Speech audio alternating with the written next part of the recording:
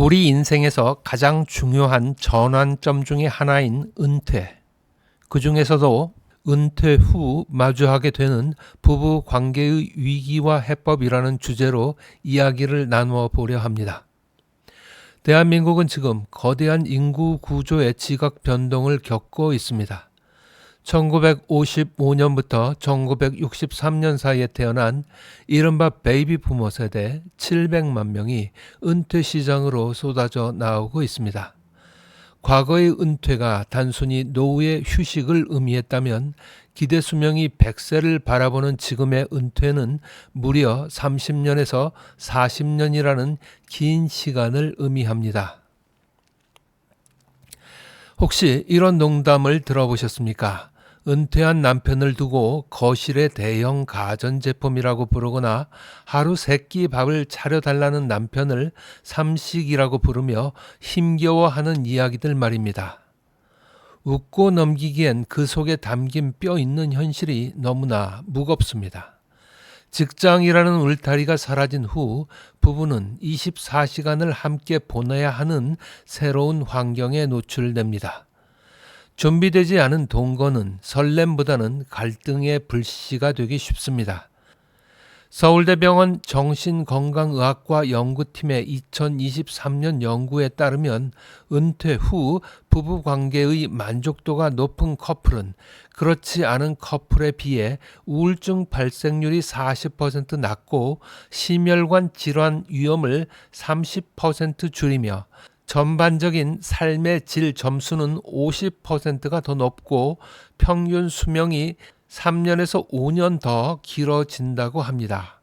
즉, 부부관계는 단순히 감정의 문제가 아니라 건강과 직결된 문제입니다. 은퇴 후 부부관계가 왜 위기에 처하는지 그 이유를 진단하기 위해서는 먼저 은퇴 이후 부부가 마주하게 되는 상황을 정확히 직시할 필요가 있습니다.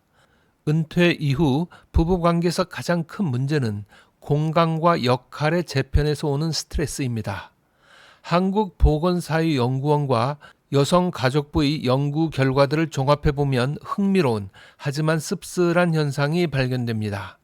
남편의 은퇴가 아내의 삶의 만족도에 미치는 영향입니다. 남편은 은퇴 후 삶의 만족도가 일시적으로 상승하거나 유지되는 반면 아내의 스트레스 지수는 급격히 높아지는 경향이 뚜렷합니다. 왜 이런 온도 차이가 발생할까요? 남성에게 은퇴는 사회적 지위의 상실이자 가정으로의 복귀를 의미합니다.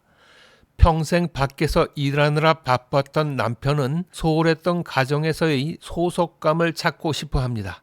그래서 아내에게 의존하려는 경향이 강해집니다. 반대로 전업주부였거나 가사를 주도해 온 아내에게 가정은 나만의 영토이자 직장이었습니다. 그런데 은퇴한 남편이 하루 종일 거실을 차지하고 사사건건 간섭하기 시작합니다. 아내 입장에서는 자신의 고유한 영역을 침범당했다고 느끼는 것입니다. 결혼 생활 내내 남편은 바깥에서 일하고 아내는 집을 지키는 역할 분담이 명확했습니다. 서로 적절한 거리가 있었죠. 심리학자 존 볼비의 애착 이론에 따르면 건강한 관계는 안전한 거리를 유지할 때 가능하다고 합니다. 그런데 은퇴 후에는 이 거리가 갑자기 사라진 것입니다. 너무 가까워지는 것이지요. 마치 자석에 같은 그 길이 가까이 가면 밀어내듯이 사람도 너무 가까우면 불편함을 느낍니다. 아내의 이러한 불편함에 대하여 우리보다 먼저 고령화를 경험한 일본에서는 은퇴 남편 증후군이라는 의학적 용어를 만들어낸 바가 있습니다. 집에 있는 남편 때문에 아내가 피부 발진, 위궤양, 우울증 같은 신체적 질병을 앓는 현상을 말합니다. 우리나라도 필경 이와 다르지 않을 것입니다. 그렇다면 구체적으로 어떤 문제들이 부부 사이를 갈라놓을까요? 크게 3가지 갈등 요인으로 정리해 볼 수 있습니다. 첫째는 가사 노동의 불균형입니다. 2020년 서울대 연구팀의 보고서에 따르면 은퇴 후 남성의 가사 노동 시간은 소폭 증가하지만 여전히 여성의 노동 시간에 비하면 턱없이 부족하다고 합니다. 남편은 평생 일했으니 이제 좀 쉬자는 보상 심리를 갖지만 아내에게는 남편이 집에 있으니 밥하고 치우는 일이 2배로 늘었다는 가중처벌처럼 느껴진다고 합니다. 삼식이라는 단어가 간단한 풍자가 아닙니다. 둘째는 의사소통 방식의 차이입니다. 사회활동을 오래 한 남편들은 가정에서도 업무 지시를 하듯 대화하는 습관이 남게 됩니다. 밥 줘, 이거 치워, 어디가 같은 단답형 명령조나 확인형 질문은 아내의 숨을 턱 막히게 합니다. 반면 아내는 감정적인 공감과 위로를 원하지만 남편은 문제 해결 중심의 대화만 하려다 보니 대화가 겉돌게 됩니다. 셋째는 여가 시간의 불일치입니다. 은퇴 남편의 가장 큰 로망 중 하나가 이제 아내와 여행 다니고 맛집 다니겠다는 것입니다. 하지만 아내의 생각은 다릅니다. 아내는 이미 자녀 양육 이후 동네 친구, 문화센터 등 자신만의 사회적 네트워크를 탄탄하게 구축해 놓았습니다. 남편이 끼어들 틈이 없는 것입니다. 여기에서 남편은 소외감과 배신감을 느끼고 아내는 남편을 혹처럼 느끼는 비극적인 동상이몽이 시작됩니다. 이러한 문제들이 쌓이면 결국 대화가 단절되고 정서적 이혼 상태인 초론이나 법적인 황혼 이혼으로 이어지는 것입니다. 통계청 자료에 따르면 30년 이상 같이 산 부부의 황혼 이혼은 10년 전보다 약 2배 가까이 급증하였고 전체 이혼 건수의 약 20%를 차지하며 신혼부부의 이혼보다 더 흔한 현상이 되었다고 합니다.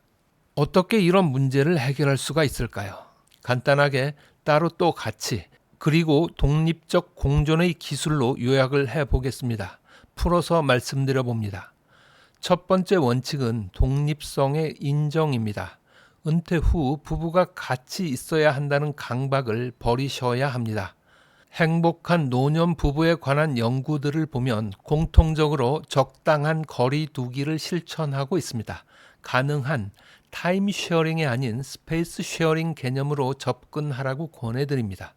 집이라는 공간은 공유하되 각자의 시간은 독립적으로 써야 합니다. 구체적으로는 각방을 쓸 수도 있을 것입니다. 이것은 부부 사이가 나빠서가 아니라 서로의 수면 패턴과 생활 리듬을 존중하기 위함입니다. 남편에게도 혼자만의 서재나 공간이 필요하고 아내에게도 남편의 시선에서 벗어난 자유로운 시간이 필요합니다. 남편분들은 나만의 놀이터를 만드는 것을 추천드립니다.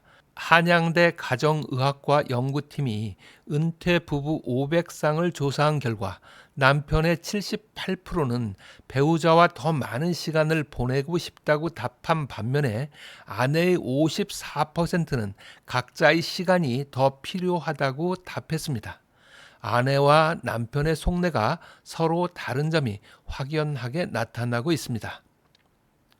프라이버시 조절 이론에 따르면 인간은 타인과의 접촉 정도를 스스로 조절할 수 있을 때 심리적 안정감을 느낀다고 합니다.